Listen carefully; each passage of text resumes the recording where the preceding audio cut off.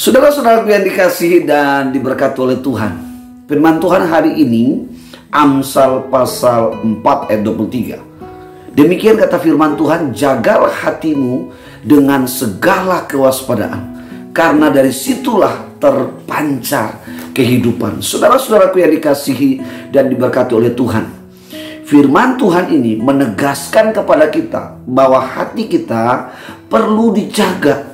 Dijaga dengan teliti, dijaga dengan hati-hati, dijaga dengan sungguh-sungguh. Mengapa?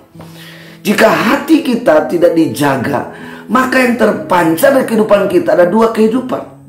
Yang pertama, jika kita menjaga hati ini dengan waspada, menjaga hati ini dengan sungguh-sungguh, menjaga hati ini dengan hati-hati.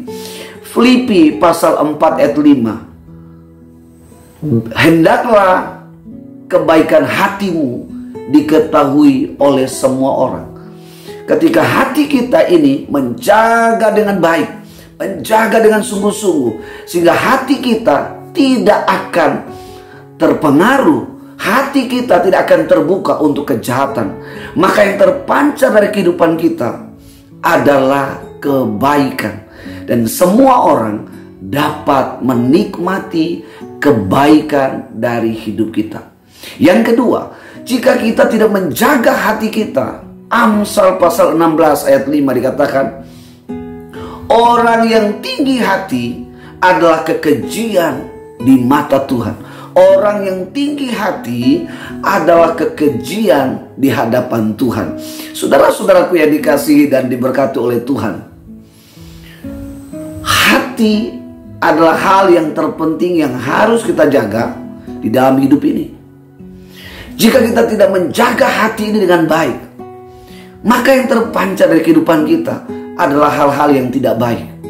Jika kita menjaga hati ini dengan sungguh-sungguh, maka yang terpancar dari hati, dari hidup kita adalah hal-hal yang baik. Saudara-saudaraku yang dikasihi dan diberkati oleh Tuhan, contoh, ada seorang teman saya yang tidak menjaga hatinya dengan baik. Setiap hari dia sering dimarahi oleh orang tuanya, terus dimarahi oleh orang tuanya setiap hari. Dia terus mendapatkan cacian, makian.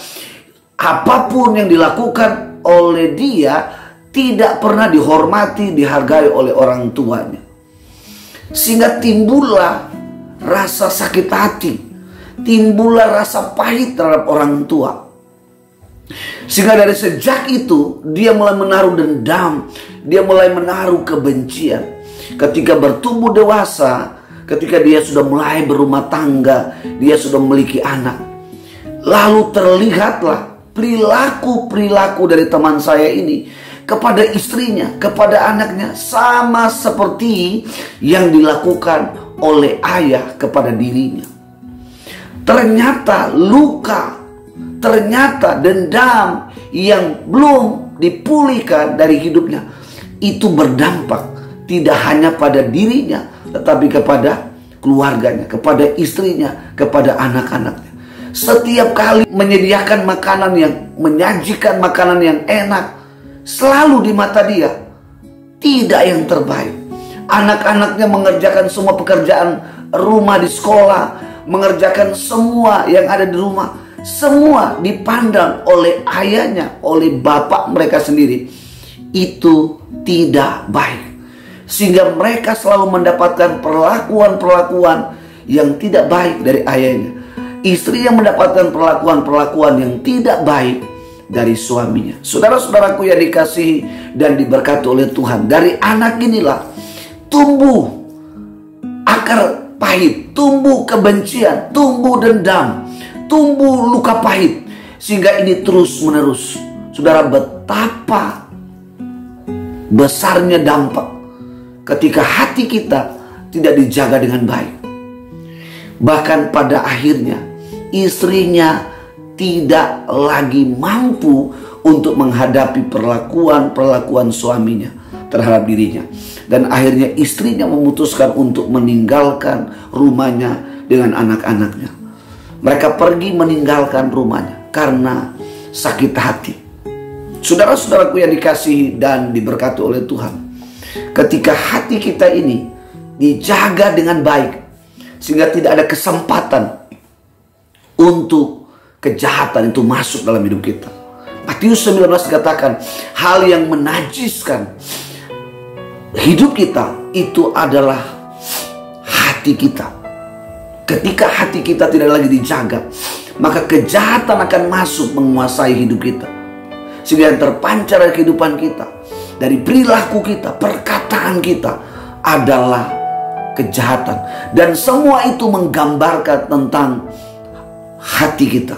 Saudara-saudaraku yang dikasihi dan diberkati oleh Tuhan, saudara juga bisa melihat ada orang yang senang sekali ngomong kotor, senang sekali ngomong hal-hal yang kotor, hal-hal yang jahat.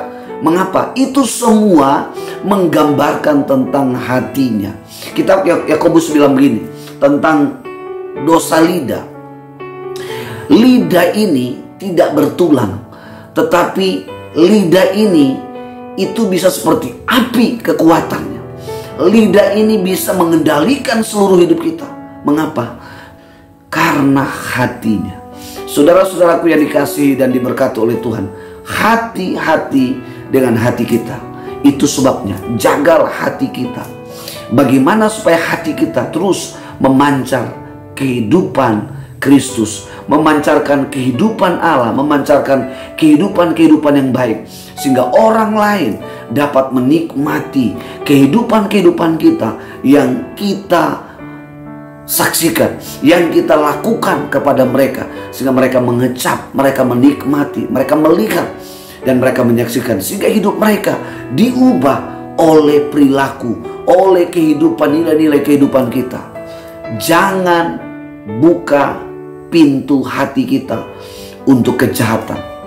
Apapun yang terjadi dalam hidup ini, mungkin orang memperlakukan kita tidak baik, percayalah bahwa di balik ini Tuhan punya rencana yang indah buat kita. Mungkin saudara memandang itu sesuatu yang tidak adil, percayalah bahwa di balik semua itu keadilan Allah pasti nyata untuk kita. Mungkin saudara melihat sebuah kejadian, persoalan yang diperlakukan atas hidup kita, itu tidak menyenangkan, itu menyakitkan. Tetapi percayalah bahwa di balik itu semua ada sesuatu yang manis, yang indah yang Allah sediakan buat kita.